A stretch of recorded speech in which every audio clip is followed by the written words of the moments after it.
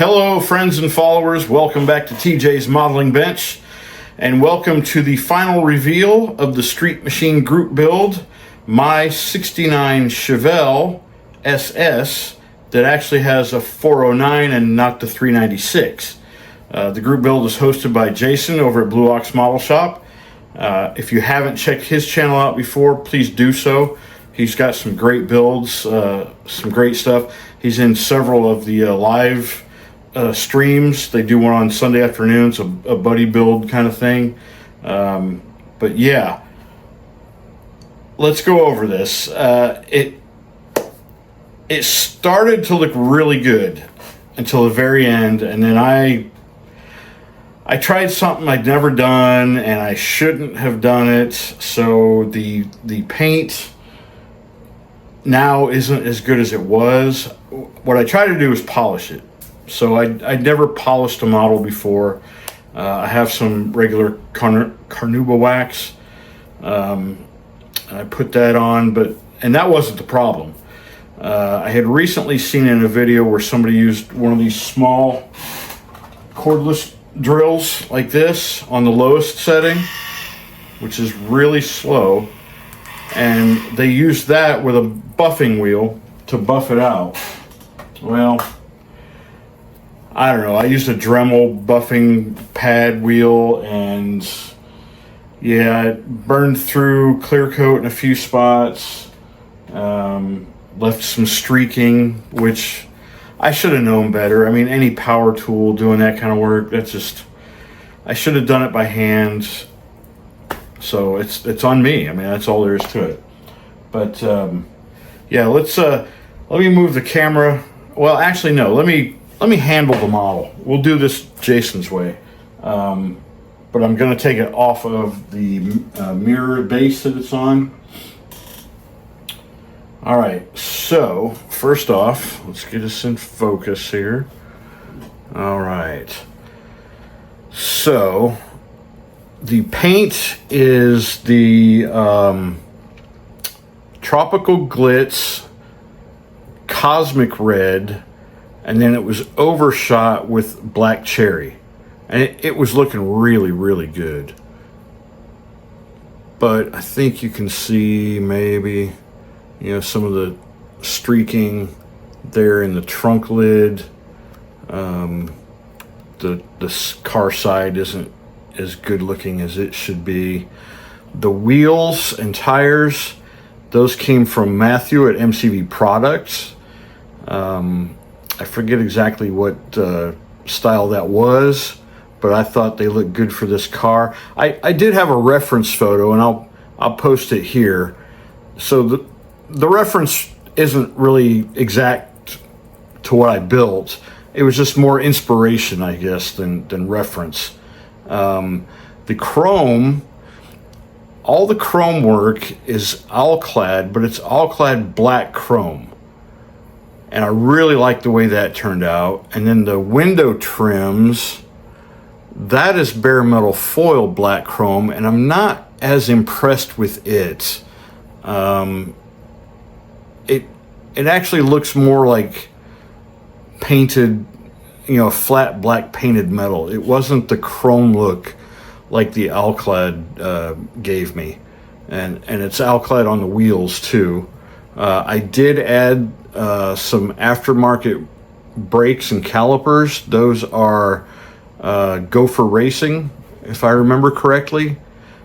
We've got our Chevy license plate on the front, the SS here, the Chevelle. Oh, where'd it go? Okay. I'm looking at it backwards. All right, the Chevelle here, the Chevelle on the rear deck of the trunk, and the SS here. Those are all photo etch that I painted with a semi-gloss black. And then the SS, I actually, with a toothpick, used some Tamiya red to fill in the SS part of it. The 396 I left untouched because, you know, originally this is the SS 396, but we did put This is a VCG resins motor. And all right, another disappointment to me, the hood hinges and the hood itself doesn't stay up. I couldn't get it to stay up. And with our air intake, our air cleaners on the engine, it won't sit flat because they're just slightly high. It looks pretty good with the hood down, but it sits up too high in the back. So, you know, you've got that lift on the backside that doesn't look correct. The stripes, I masked that with frisket mask, laid it out, drew it on the backside of the frisket backing paper, and then cut it out and laid it on. And it overlaps just slightly onto the front valance here. So you've got the hood stripes on the hood, but then it overlaps just, and really I should have gone a little bit further onto the nose with it, but it still looks pretty good. And, you know, ideally there'd be a real thin trim stripe around those wide black stripes, but it was a little bit more work than I really wanted to do at the time just to get the stripes on. So in the engine bay, you can see, let me grab my tweezers to use as a pointer here. All right, so I actually have radiator hoses, and that's the braided line from what's the Master Scale? No, Details something. Crap. I don't know. Y'all know what I'm talking about. The little pink packs of detail stuff that you can get. You can get them from Matthew at MCV Products. You can get them most hobby shops, the online stores. All of them really have it. So we do have our upper, and there is a lower somewhere in there. Anyway, it's over there somewhere. That's hard to do this on the camera while you're looking in different locations. All right. Our fluid reservoir here in the corner, I did my typical paint process on that, where it looks like it's actually got fluid in a clear white plastic reservoir. Our Delco battery. The Delco originally was a decal that fit pretty good, and somehow I bumped it before it was completely dry. And when I tried to reposition it, it broke up, and I decided, you know what, screw it. I'll just try to paint that. So I used a little bit of, X2 from, or it might have been the XF2 from Tamiya. They're flat white. And just, laid the brush across there real lightly to get it to transfer. And it's not perfect, but at the same time, I kind of like the fact that it's not perfect. Looks like it's been in there a while. And then it's Tamiya yellow for the cell caps. The battery connections themselves are actually molded into the battery as part of the kit. The wiring, more just detail wiring. So I've got my positive and negative battery posts, and then I've got this red line that goes back to, where did I take that back? Oh, I took it back to my coil on the back, and I have a black wire coming down off of that just kind of disappears out of sight. The master brake cylinder, I tried to do some coiled wire to look like our brake lines coming down.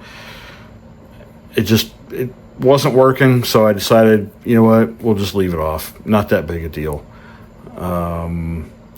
The valve covers, the carburetors, and the air filters are all also done with the alkali black chrome. The engine itself is done with the same cosmic red with the black cherry overspray on it. A really nice engine kit. I love the 3D stuff. They're so well detailed and crisp and clean. They beat any kit product hands down. I just don't think any kit engine compares to what you can get in a 3D. And then I kind of fabricated from some A&N parts that I got from Matthew also, this fuel manifold, because you've got actually 6 individual carburetors and then a fuel line that comes off of those on each side. And then I brought that down to this manifold. And, you know, I'm not a car guy, so this is probably nowhere close to being accurate, but I do have a line coming off the fuel pump up to this manifold. Yeah, it's going to be a shelf queen. I really had hoped that it would turn out much better than it did in the end. And like I said, it was getting there. The bottom, I have weathered it slightly. You know, it's dirtied up because, hey, it's a street machine. It gets driven. The tires. Okay, one thing I did with the tires, so I sprayed them originally with rubber black, the Tamiya rubber black, but then I did the outside sidewalls with a semi-gloss black, just to give it that, you know, that tire shine look. So the treads are a little more dull in color, but the sidewalls have a bit of a shine. I didn't have valve stems, so I didn't put valve stems on the wheels. You know, maybe I shouldn't say that. Nobody would notice, but what else? Oh, when I was dechroming all the chrome parts on the chrome tree, which included the mirrors, obviously the front and rear bumpers and grille, and the door handles, I lost one of the door handles. Getting it out of the easy off solution that I used, somehow I lost one. Well, I have a second kit. So I opened up the other kit, got door handle, stripped it, painted. Everything was, you know, just waiting to be mounted at the end of the build. And come to find out, the door handle I pulled out of the other kit was another driver's side door handle. So at the moment, there is no passenger door handle installed, but I do have one that's being primed and prepped for paint. So it will eventually have a passenger's door handle. I did a little bit of a black wash in the panel lines, the doors and the trunk. Again, not really thrilled with the way that turned out. It doesn't look so bad on the driver's side, but the passenger side, it's a little too bold. So I may try to remove it some more. Our back window with our custom Chevy Heartbeat decal that's tinted out. I think that turned out really, really good. On the interior, our seatbelt buckles and seat belts, and then the chrome trim that's on the side of the seats, that turned out really well. You know, obviously you don't see much of the interior, but what you can see, I think, turned out pretty good. I always do this. I always add the factory installed window tint on the windshield. You know, back in the 60s, 70s, even into the 80s, every vehicle that came off the assembly line had that blue-green tint stripe at the top. It's not until in the last probably 25 years, 30 years maybe, that windows have come without that now. Now they all have that black trim on them. Yeah, I don't know what else to say. I think it looks really good. I really like the way the black chrome worked out on this. And you can see my custom license plate, red rum. So it's kind of got that murdered out look. It's a little dark. I mean, it's not black. The window tint could have been darker maybe, but I don't know. For what I saw as a reference or inspiration, I'm pretty happy with it. Lessons learned, the bare metal foil, the black chrome, not impressed. I didn't like it in the end. So if I ever go the route of needing to do window trim in a black chrome, I will just mask it and spray it with the Alclad like I should have done probably. I mean, that's difficult to do. I mean, you're looking at spraying a very thin area. It's a lot of masking that needs to be done, but it can be done.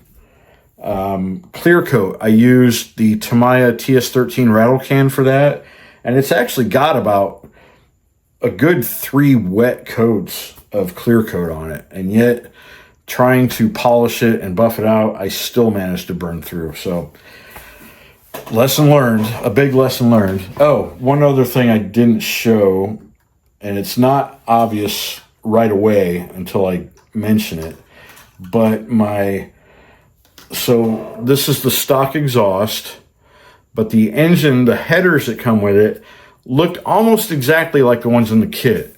It actually comes with 2 separate headers. One's more of the, like you'd find on a gasser that kind of shoots out at a 45-degree angle down. But I chose to use the ones that look more like the kit part, thinking that these kit exhaust pipes would match up with it pretty good. And on the driver's side, it comes really close, but it doesn't quite match up to the flange on the header. And then on the passenger side, because of where the starter is molded into this 3D printed engine, it's nowhere close. In fact, I'll show you the header flange is here, and the end of the exhaust is way back here. In fact, on the starter, there was a molded in wire, a black wire that went in there, and I actually broke it off, hoping I could get that to stick through a little further and get to it, but it actually butts up right against the back of the starter solenoid. So, yeah. It is what it is. Like I said, it's going to end up being a shelf queen, so nobody's really going to see that. I know it's there, and now you know it's there, but it's done. So, Jason, thank you for hosting this. Now, this group build goes on for, oh gosh, is it a year long? I forget now what I even said. So I could build a few more if I wanted to. And I might down the road. But the next thing on the workbench is the A7D Corsair 2, Air Force version of the A7 Corsair.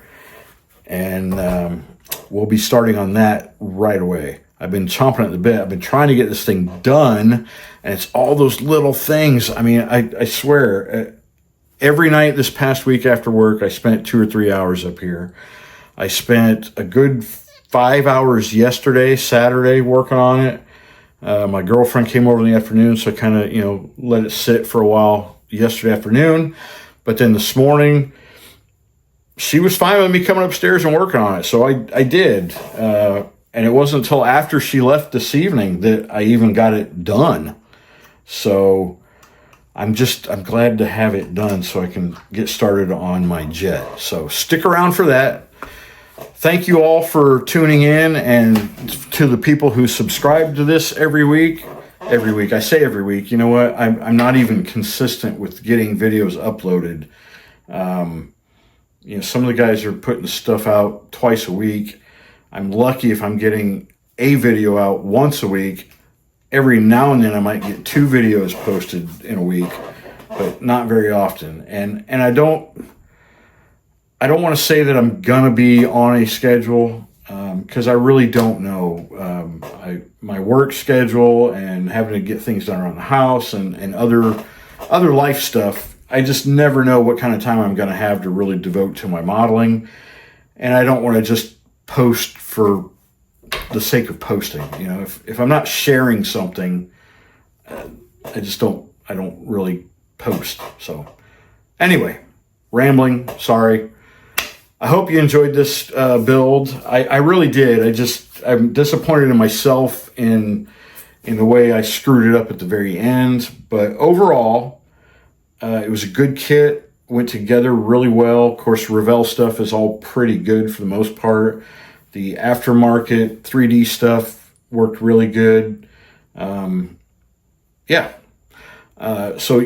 try it. Try the Tropical Glitz paints. They got some really cool stuff. MCV products, VCG resins. Iceman collections for more 3D stuff. There's another one that I haven't purchased from yet called Resin Rides. I've seen him on Facebook, and I may try to pick up something from him in the very near future. So stick around for that. Anyway, till the next one, peace and love, y'all.